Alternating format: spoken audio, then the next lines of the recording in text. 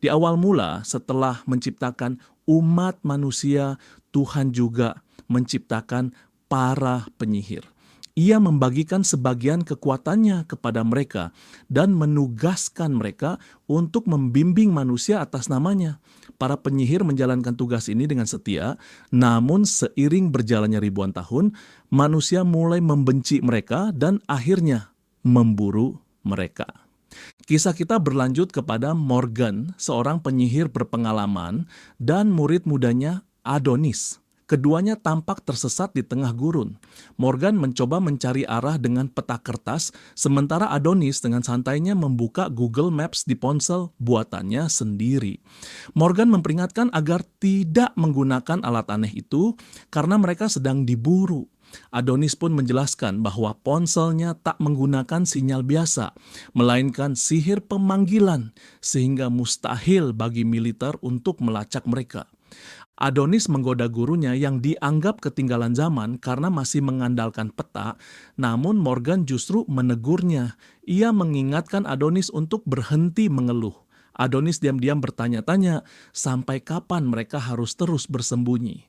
Morgan menjelaskan bahwa di dunia sekarang, para penyihir hanya bisa bertahan dengan berbaur di tengah manusia, lebih menyerupai ninja ketimbang penyihir sejati. Mereka tengah mencari tempat yang lebih ramah terhadap para penyihir, tempat di mana mereka bisa hidup damai.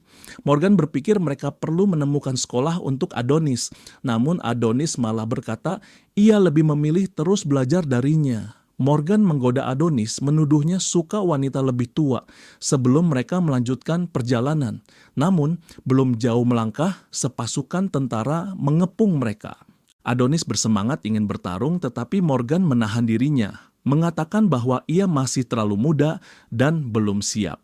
Dengan memanggil tongkat sihirnya, Morgan menggunakan sihir es untuk menghadapi musuh. Sementara itu, di Kekaisaran Redia, Kaisar God menerima laporan tentang kegagalan tentaranya menangkap Morgan. Dalam kemarahannya, ia menghukum bawahannya dan memerintahkan agar Morgan ditangkap dengan segala cara. Di sisi lain, Morgan berhasil mengalahkan seluruh pasukan. Ia mengajak Adonis segera melarikan diri, namun Adonis merasa frustasi karena tidak diizinkan ikut bertarung. Untuk membuktikan kemampuannya, Adonis memanggil pedang raksasa, tapi Morgan tetap bersikukuh bahwa ia belum siap. Dalam hatinya, Adonis bertanya-tanya apakah Morgan melarangnya karena ia manusia biasa, bukan penyihir. Tapi Adonis menegaskan bahwa ia tidak peduli akan hal itu. Yang ia inginkan hanyalah melindungi Morgan. Tersentuh oleh ketulusan muridnya, Morgan mengakui perasaannya. Namun, tiba-tiba sebuah perangkat milik tentara aktif dan mengirimkan sinyal lokasi mereka. Tanah bergetar hebat, cahaya hijau menyelimuti mereka, dan sebelum sempat bereaksi, keduanya terteleportasi ke tempat lain. Saat itu Kaisar God sedang berpidato di hadapan rakyatnya. Ia mengungkapkan bahwa dahulu manusia bergantung pada para penyihir untuk ilmu dan pelindungan, tetapi kini dengan teknologi yang telah berkembang pesat, manusia tidak perlu lagi tunduk kepada para penyihir. Ia menyerukan era baru, era di mana umat manusia akan menggulingkan para penyihir dan menjadi penguasa sejati dunia. Rakyat pun bersorak mendukung. Tiba-tiba Morgan dan Adonis muncul di tengah kerumunan, tepat di hadapan sang kaisar. Adonis berusaha maju untuk memberi waktu bagi Morgan melarikan diri, tetapi ia dengan cepat ditahan. Morgan mengancam akan membunuh semua orang jika Adonis tidak dibebaskan, namun Kaisar God tetap tenang. Morgan bersiap melancarkan sihirnya, berharap setidaknya menciptakan peluang untuk melarikan diri. Ia teringat bagaimana ia berharap Adonis memiliki tempat yang aman untuk pulang. Namun saat hendak mengaktifkan sihirnya, kekuatannya tiba-tiba hancur begitu saja. Morgan terkejut. Sang kaisar pun menjelaskan bahwa mereka telah mengembangkan teknologi yang mampu menetralkan sihir. Di bawah tanah, sebuah alat raksasa menghambat kemampuan magis mereka, membuat Morgan tak berdaya. Orang-orang di sekitar menertawakan mereka. Adonis mencoba menggunakan sihirnya, tapi gagal. Kaisar God pun dengan penuh kemenangan menyatakan bahwa zaman para penyihir telah berakhir. Saat kaisar merobek pakaian Morgan dan menjatuhkannya, Adonis berusaha melepaskan diri untuk menolongnya, namun kembali ditahan. Kesal dengan perlawanan Adonis, kaisar memerintahkan prajuritnya untuk membunuhnya. Morgan pun berlutut memohon agar Adonis dimaafkan. Ia berbohong, mengaku Adonis hanyalah budaknya, berharap nyawanya sendiri cukup untuk menyelamatkannya. Adonis terkejut mendengar pengakuan Morgan. Ia terus berusaha menggunakan sihir, tapi sia-sia. Ketika kaisar bersiap membunuhnya, Morgan sempat berterima kasih pada Adonis, mengenang kebahagiaan yang pernah mereka bagi, lalu mengungkapkan cintanya sebelum akhirnya ditembak mati oleh regu tembak. Kepala Morgan lalu dipamerkan kepada rakyat sebagai simbol kemenangan. 10 tahun berlalu, di salah satu kamp tahanan kekaisaran, dua wanita berebut sepotong roti, namun Doro, seorang gadis muda, melerai mereka dengan menawarkan rotinya sendiri. Anna, sahabat Doro, khawatir Doro kelaparan, tapi Doro tetap ceria, meski mereka semua sebenarnya adalah tawanan perang. Dunia tetap dilanda peperangan, meski para penyihir telah punah dan teknologi berkembang. Saat penjaga mencari tahanan nomor 218 yang ternyata Anna, Doro malah mengaku sebagai orang yang mereka cari, menyelamatkan sahabatnya. Ia dibawa ke hadapan kepala penjara yang memperlakukannya layaknya barang dagangan untuk dijual sebagai budak. Namun Doro berhasil menggigit jarinya, mencuri ponselnya, dan mencoba membebaskan para tahanan. Dengan menirukan suara kepala penjara, Doro berhasil membuka seluruh sel, menyebabkan kekacauan besar.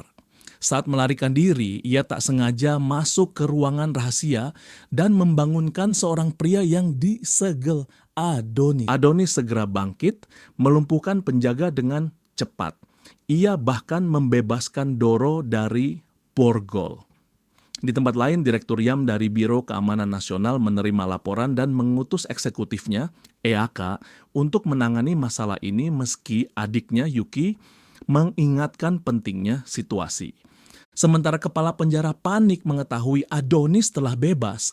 Lebih parah lagi, Magic Pen milik Adonis juga hilang. Di luar, Adonis setelah 10 tahun terkurung akhirnya bisa menggunakan sihir lagi. Ia menembakkan peluru sihir raksasa, menghancurkan sebuah gedung, dan bersiap membalaskan dendam. EAK yang membersihkan kekacauan di penjara tidak menemukan Adonis, dan saat mendengar ada bangunan yang hancur, ia segera bergerak.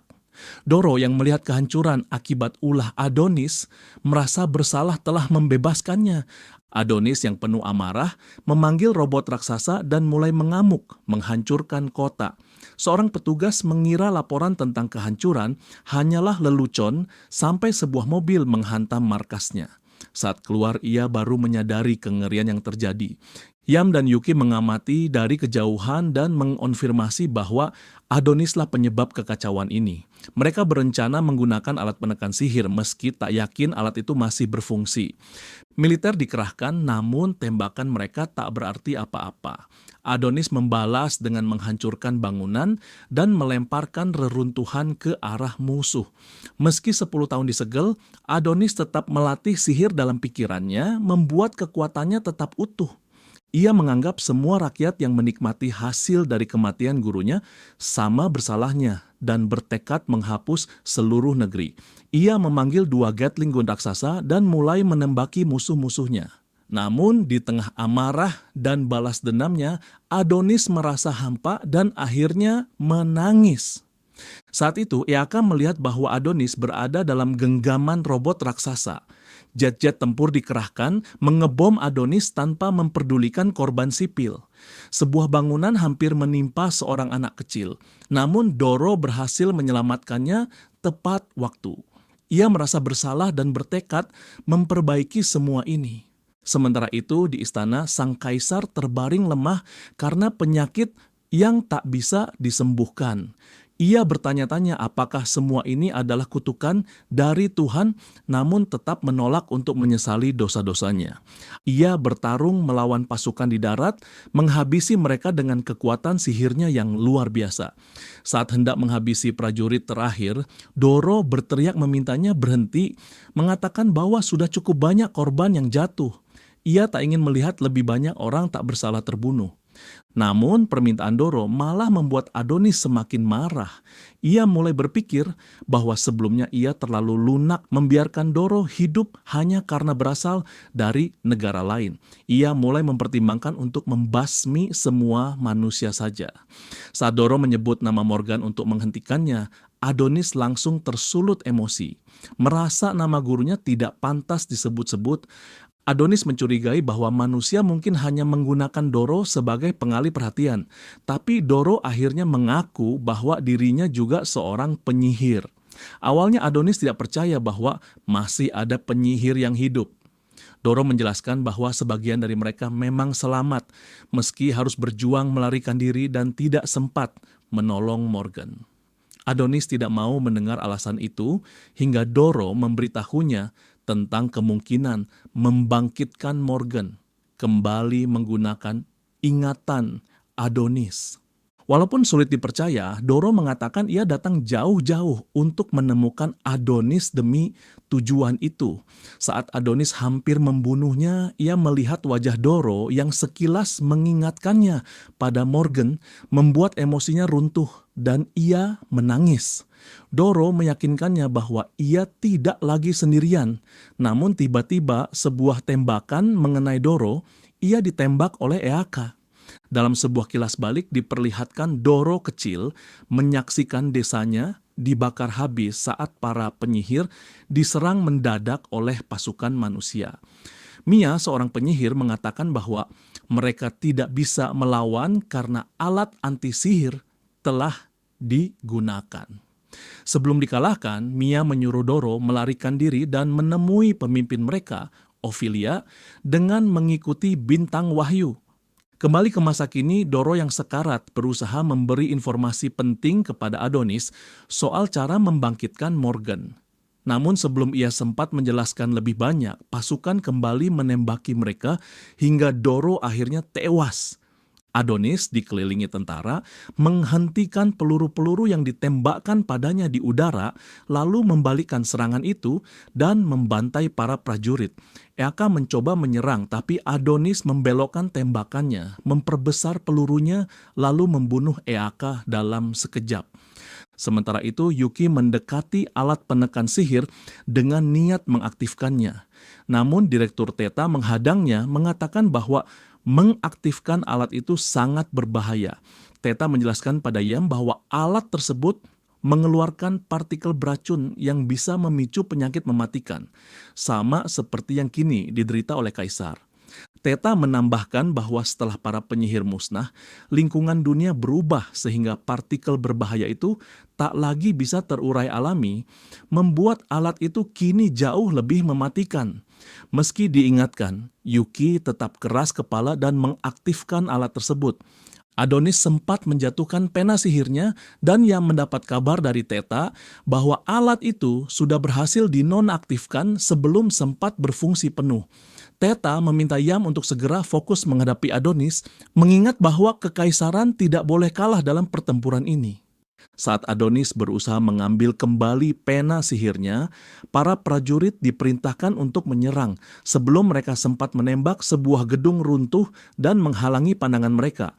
Di tengah kekacauan itu, seorang gadis muncul dan berhasil menebas kepala Adonis. Menerima nasibnya dengan lapang dada, Adonis merasa lega karena akhirnya akan bertemu dengan Morgan.